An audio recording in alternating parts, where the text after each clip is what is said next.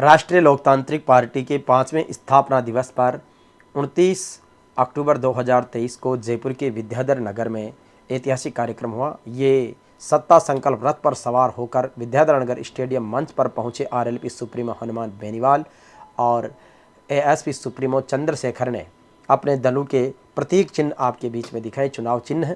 और ये मंच है जहां पर राष्ट्रीय लोकतांत्रिक पार्टी की स्थापना दिवस एवं सत्ता संकल्प महारैली की इस ऐतिहासिक आयोजन पर आरएलपी सुप्रीमो हनुमान बेनीवाल और पूरी टीम बैठी है। हज़ारों की तादाद में प्रदेश भर से आए युवा, जवान, किसान और बड़े बुजुर्ग यहाँ पर आए हैं। सत्ता संकल्प की ये रैली राजस्थान में तीसरे मोर्चे को एक नए कलेवर में प्रस्तुत करने जा रही है। हालांकि जिस तरीके से स्थापना दिवस पर दोनों पार्टियों का मिलन हुआ है, आज़ाद समाजवादी पार्टी और राष्ट्रीय लोकतांत्रिक पार्टी, दोनों की संख्या को देखा जाए तो शायद काम की वजह हो सकती है या कार्यकर्ताओं को टारगेट नहीं दिया गया है। इतनी बड़ी तादाद में जो आने चाहिए थे वो अपेक्षित नहीं, इसलिए बीच बीच में आरएलपी सुप्रीमो हनुमान बेनीवाल का गुस्सा भी देखने को मिला।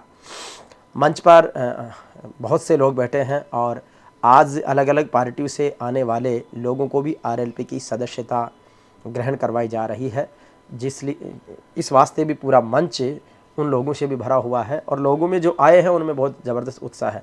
ये हनुमान बेनीवाल से वार्ता कर रहे हैं सतपाल चौधरी, जो राजस्थान में आज़ाद समाज पार्टी के प्रभारी हैं। बराबर में बैठे हैं पुष्पेंद्र सिंह चौधरी, जो किसान नेता है उत्तर प्रदेश के, और बाकी उनके विधायक हैं पार्टी के, साथ ही पदाधिकारी हैं। और पीछे मंच तक लंबा है ओंकार मूड, जो सुप्रसिद्ध एंकर है, मोटिवेशनल स्पीकर हैं। वो आप देखते हैं कि हर बार जो आरएलपी का कंटेंट राइटिंग का काम हो या मंच मैनेजमेंट का काम हो, एंकरिंग हो, इवेंट मैनेजमेंट हो, उसका महत्वपूर्ण पार्ट ओंकार मूड देखते हैं। सभी नेताओं के भाषण हो चुके हैं, हनुमान बेनीवाल का भाषण होना, उनको पुकारा गया है और अब वो सभा को आपके बीच में संबोधित कर रहे हैं, जिसमें उन्होंने महत्वपूर्ण रूप से वोट फॉर न्यू राजस्थान के एक नए जयघोष का आगाज़ किया है। सभी लोगों से जनहित में कहा है कि आप नए राजस्थान के निर्माण के लिए वोट करें, भ्रष्टाचार से मुक्ति के लिए वोट करें, टोल मुक्त राजस्थान के लिए वोट करें, अपराध मुक्त राजस्थान के लिए वोट करें, सबके लिए न्याय के लिए वोट करें, सबके लिए समानता के लिए वोट करें। ऐसे उन्होंने कई सारे जो उनके अपने एजेंडे हैं, घोषणा पत्र होगा, उन सब बातों को मंच के माध्यम से उन्होंने रखा है।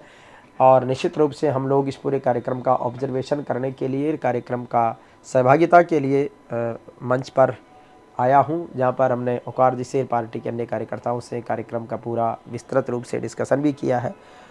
पूरे कार्यकर्ता हनुमान बेनीवाल को देखकर सुनकर बहुत उत्साहित रहते हैं और इसीलिए वो उन्हें सुनने के लिए बेताब रहते हैं। सुबह 11 बजे से रैली शुरू हुई थी, शाम को लगभग 5 बजे के आसपास आरएलपी सुप्रीमो हनुमान बेनीवाल का स्पीच हुआ। 5-6 घंटे तक धैर्य रखना ये बहुत बड़ी बात है। जनरली जो राजनीतिक रैलियां हैं वो 2-3-4 घंटे लास्ट होती है, उसमें कंप्लीट हो जाती है, लेकिन हनुमान बेनीवाल का कुछ क्रेज अलग टाइप का है। हालांकि उनकी कार्यशैली को लेकर उनके कार्यकर्ता कई बार सवाल भी उठा चुके हैं, लेकिन उनमें से एक अपनापन है, उनकी अपनी स्टाइल है, इसलिए लोग कहते हैं कि नेताजी की स्टाइल है। तो इसलिए बीच में भी उनके कई सारी वीडियो ऐसे वायरल हुए जिसके माध्यम से किसी को वो डांट रहे हैं और उसकी कई तरह की बातें बना रहे हैं कि वो इस वजह से डांट रहे हैं। अब ये क्यों डांटते हैं नेताजी को, कभी कभार वो कहते हैं कि मैं हैंग हो जाता हूँ, तो इसलिए पता नहीं रहता कि फिर किसको डांटना है। तो इस बार कई बार कार्यकर्ता चपेट में आ जाते हैं, कई बार को नेता चपेट में आ जाते हैं। तो हनुमान बेनीवाल ने सत्ता संकल्प का आह्वान किया है। ये कह दिया है कि राजस्थान में तीसरा मोर्चे को आप सफल बना दो, आने वाले समय में लोकसभा तक हमारी गूंज रहेगी। और ये सेमीफाइनलिस्ट को बताया है।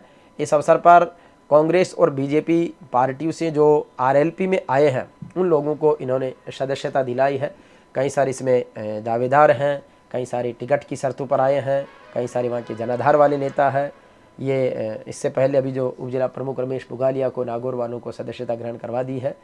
अलग अलग क्षेत्रों से, राजस्थान के कई सारे विधानसभा क्षेत्रों से लोगों ने सदस्यता ग्रहण की है और उसमें ये दिखाया गया है कि किस तरीके से आरएलपी का कारवां बढ़ रहा है और उस कारवां को मजबूती देने के लिए युवा आगे आ रहे हैं।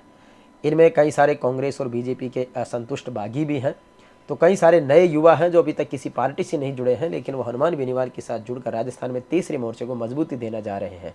ये रामजी लाल जी हैं जो पहले मार्क्सवादी कम्युनिस्ट पार्टी से थे और आमेर से इन्होंने चुनाव भी लड़ा था।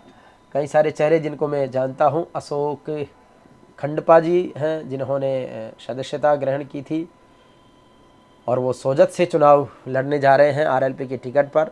तो अलग अलग विधानसभा क्षेत्रों के दिग्गज नेता यहाँ पर हैं और इसमें विशेष रूप से एक भरतपुर से जो किसानों की बड़ी आवाज़ है डॉक्टर नरेंद्र चौधरी, अंगद किसान, छोटा नन्हा कलाकार, वो भी यहाँ पर आए हैं।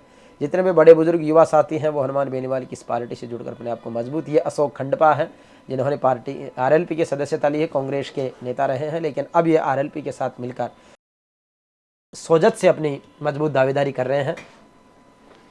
अलग अलग धर्मों और समुदायों के लोग भी आरएलपी से जुड़ते जा रहे हैं और ये हनुमान बेनीवाल ने साबित कर दिया है कि सबको जोड़कर हम राजस्थान में तीसरा मोर्चा मजबूत करेंगे।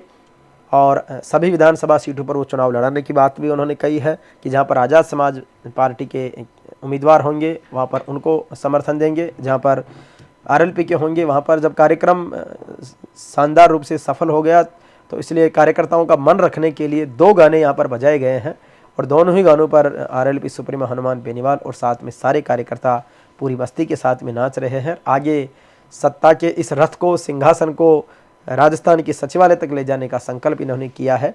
2 महत्वपूर्ण गाने इसमें चले हैं, आरएलपी आई रे, आरएलपी आई रे, दूसरा रानी की नींद महला में उड़ा दी रे। तो दोनों ही गाने इस आरएलपी की रैली में चलते रहते हैं और पूरे युवाओं का जोश और उत्साह है। लेकिन नेताजी का जो व्यवहार और उनकी कार्यशैली देख के उससे कहीं न कहीं लगता है कि कार्यकर्ताओं ने नेताजी की अपेक्षाओं के अनुरूप मेहनत नहीं की, इसलिए उनको बीच बीच में डांटा फटकारा भी है। और जब युवा कंधे पर लेकर उनको आगे बढ़ा रहे थे तो उनको रोक दिया गया कि जोश को होश में रखो, नियमित व्यवस्थित रूप से हम आगे बढ़ेंगे। तो निश्चित रूप से सत्ता संकल्प रैली का ये ऐतिहासिक आयोजन आप सबके बीच में।